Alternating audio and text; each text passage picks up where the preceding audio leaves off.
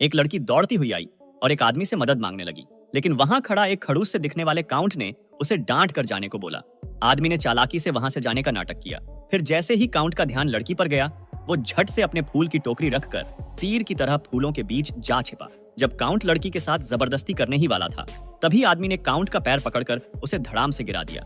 फिर उसने जल्दी से लड़की की स्कर्ट उठा दी, लेकिन वहां लड़की की जगह उसके एक पुराने नौकर को पाया। आदमी ने काउंट के मुंह पे जबरदस्त एक घूंसा मारकर बेहोश कर दिया। लड़की वहीं खड़ी दंग रह गई।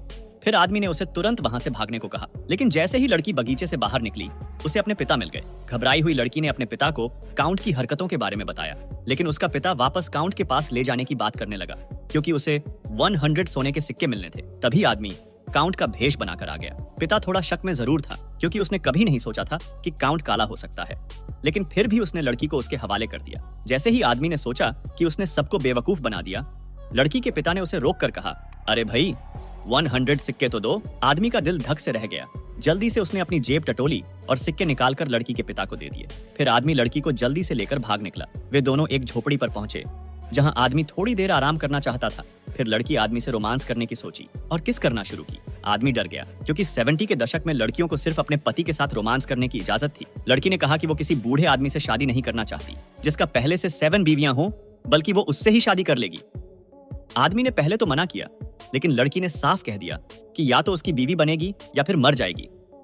आदमी ने झट से घास काटने वाला फावड़ा उठाया और लड़की को देकर काम करने वाली बना दिया।